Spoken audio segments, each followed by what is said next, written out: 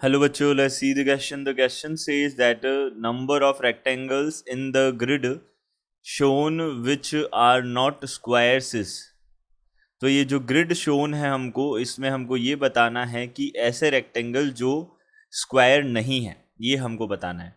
तो देखिए, यहाँ से हम देख सकते हैं सबसे पहले जो हमारे पास ये लाइंस है वो देख लेते हैं। देखिए यहाँ पे हमारे पास में ये जो रेक्टेंगल बना है, ये 1, यहाँ से हम बोल सकते हैं ये 1 हो गया, 2, 3, 4, 5, 6, 7।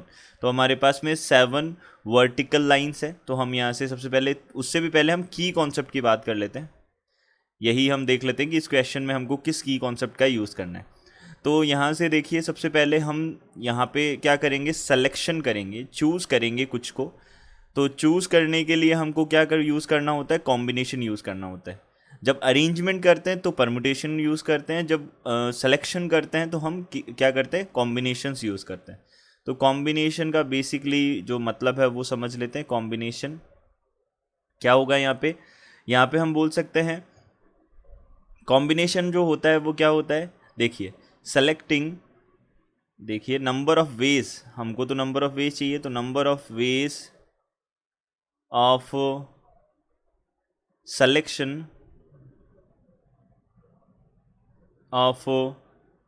selection of r things from n things,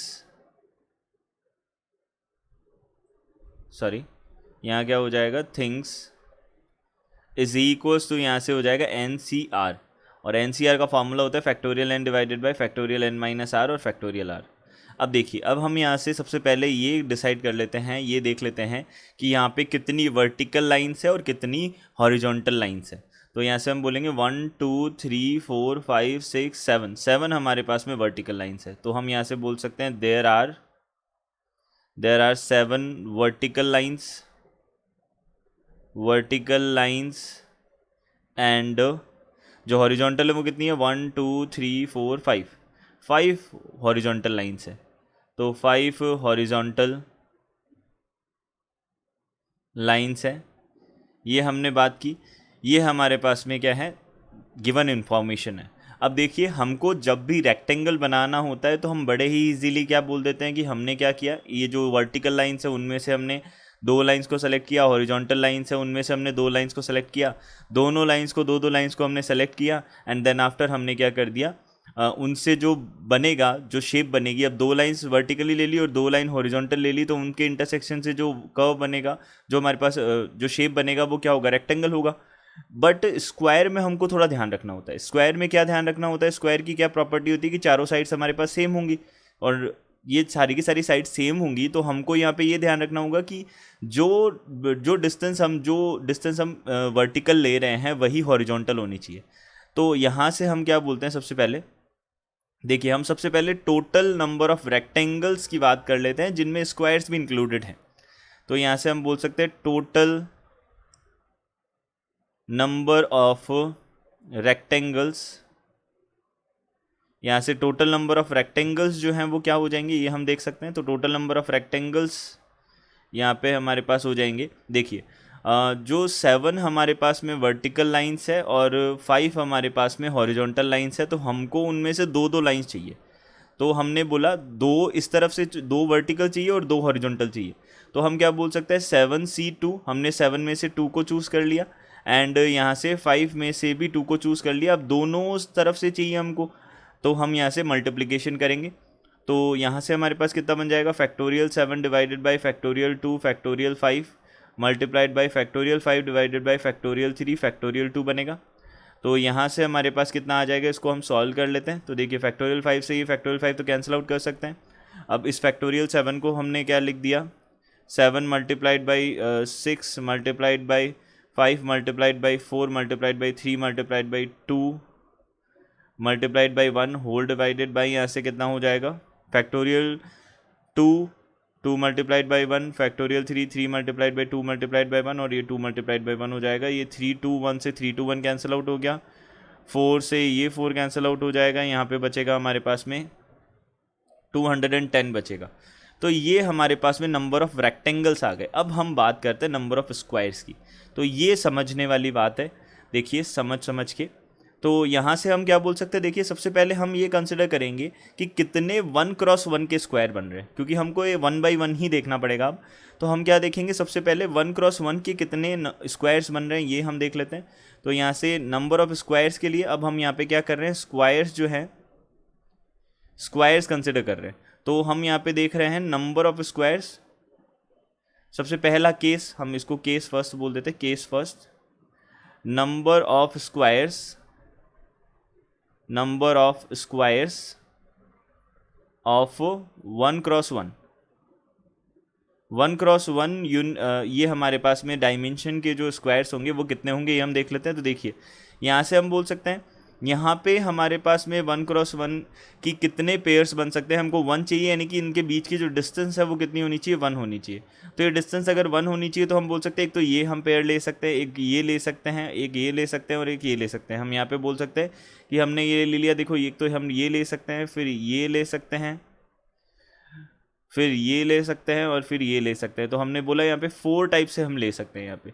तो यहाँ पे हमारे पास वेज जो हैं वो कितने हो जाएंगे, 4 हो जाएंगे, और यहाँ कितने हो जाएंगे, 1 2 3 4 5 और 6। तो यहाँ पे हमने बोला 6 हो जाएंगे वर्टिकली, और 6 तो हो जाएंगे ऐसे, और 4 हो जाएंगे ऐसे। तो यहाँ से 1x1 के लिए कितना आ जाएगा, देखिए 6 हमारे पास में ये हो गए और 4 ये हो गए। तो इनसे हमको क्या मिलेंगे, हमको क्या मिल जाएंगे, 24 1x1 के स्क्वायर्स मिल जाएंगे। क्यों ऐसा कैसे बोल दिया हमने, ये देख सकते हैं। देखिए मान लीजिए हमने इधर से ये लिया और इधर से ये लिया, तो हमने ये 2 लाइंस ली और ये 2 लाइंस ली, तो इनके इंटरसेक्शन से ये एक स्क्वायर बनेगा हमारे पास में, ये हमारे पास क्या होगा, एक स्क्वायर होगा। तो इसी तरीके से हम अगर देखें तो हमारे पास टोटल 24 स्क्वायर्स जनरेट हो सकते हैं 1x1 के। अब इसी तरीके से हमारे पास में 2x2 के भी हो सकते हैं। तो number of squares of 2x2। अब 2x2 के कितने हो सकते हैं ये भी हम देख सकते हैं। तो देखिए ये 1x1 वाला तो हमने कर ही लिया। अब देखिए 2x2 में क्या होगा, एक तो हम ये ले सकते हैं, फिर एक हम ये ले सकते हैं। अब देखिए 2x2 में हम ऐसे ही लेना पड़ेगा हमको, ऐसा तो है नहीं हम ऊपर वाला एक तो ये ले लिया और एक नीचे वाला ले लिया फिर उसको ज्वाइन कर दिया, ऐसा तो हम कर नहीं सकते। तो हमने ये इस तरीके से लिया, तो 3 हमारे पास पॉसिबिलिटीज़ बनेगी। अब इसमें देखिए तो ये एक पॉसिबिलिटी तो ये बन गई, फिर दूसरी पॉसिबिलिटी ये बन गई, फिर तीसरी ये बन गई, फिर 4th ये बन गई और फिर 5th ये बन गई। तो इस तरीके से 5 हमारे पास बन सकती है ये। तो हमने बोला यहाँ पे 5 बन सकती है और यहाँ पे 3 बन सकती है। तो यहाँ से हमारे पास 5 मल्टीप्लाइड बाई 3, तो ये कितना हो जाएगा हमारे पास 15 हो जाएगा। क्लियर। अब देखिए अब हम और देख लेते हैं। अब ये हो गया हमारे पास में 2x2 वाला हो गया। अब देखिए 3x3 वाला भी चेक कर लेते हैं। तो 3x3 वाले में कितना होगा, यहाँ से हमने एक तो ये बना दिया और एक ये बना दिया, ये 2 ही पॉसिबल है। सिमिलरली इधर देखा तो ये एक बना दिया, ये दूसरा बना दिया, ये तीसरा बना दिया और ये चौथा बना दिया, ये 4 बना दिया हमने।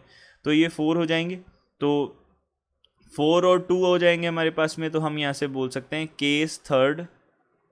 अब हो जाएंगे number of squares of 3x3 dimension. 3x3 के कितने हो जाएंगे हमारे पास में, ये हमारे पास बन जाएंगे, हमने देखा अभी 4 और 2, तो 4 और 2 कितने हो जाएंगे 8। अब देखिए अब यहाँ पे केस जो 4th है वो देख लेते हैं। तो नंबर ऑफ स्क्वायर्स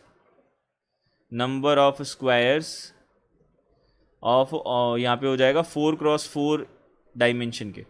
तो 4x4 डायमेंशन के में हमने देखा तो इधर तो केवल एक ही पॉसिबिलिटी है। तो देखिए यहाँ से 4x4 का तो केवल ये एक ही बन सकता है इधर, और इधर कितने बन सकते हैं, देखिए ये हमने देखा ये 4 का एक बना दिया, फिर ये दूसरा बना देंगे और फिर ये तीसरा बना देंगे। तो यहाँ पे टोटल हमारे पास 3 पॉसिबिलिटीज़ आ जाएगी। तो यहाँ से हमने बोला इधर 3 आ गई, तो इधर 3 आ गई और एक साइड 1 आ गई और एक साइड 3 आ गई। तो यहाँ पे 3 मल्टीप्लाइड बाई 1 हमने बोला, तो यहाँ पे 3 आ जाएंगे। तो यहाँ पे टोटल नंबर ऑफ स्क्वायर्स जो है, टोटल नंबर ऑफ स्क्वायर्स जो इससे बन सकते हैं वो कितने हो जाएंगे हमारे पास में, देखिए इन सब का एडिशन करेंगे तो यहाँ से कितना हो जाएगा, देखिए 15 और 3 18, 18 प्लस 8 हमारे पास में कितना हो जाएगा, 18 प्लस 8 26, 26 प्लस 24 हो जाएगा 50। सबका एडिशन कर दिया तो यहाँ पे 50 आ जाएंगे। तो हम यहाँ से बोल सकते हैं ऐसे हमको तो बताना है ऐसे रेक्टेंगल्स जो स्क्वायर नहीं हैं। तो रेक्टेंगल्स, नंबर ऑफ रेक्टेंगल्स यहाँ से हम बोल देंगे number of rectangles which are not square, जो कि स्क्वायर नहीं है। तो ये कितने हो जाएंगे हमारे पास में, देखिए टोटल थे 210। 210 में से हमने जो स्क्वायर्स हैं उनको हटा दिया, तो 210 माइनस 50, तो यहाँ से कितना हो जाएगा 160 हमारे पास में आ जाएगा। तो 160 हमारे पास आएगा, यानी कि ए ऑप्शन हमारा क्या होगा, करेक्ट ऑप्शन होगा। A will be our correct answer. I hope you understood it well. Good luck, thank you.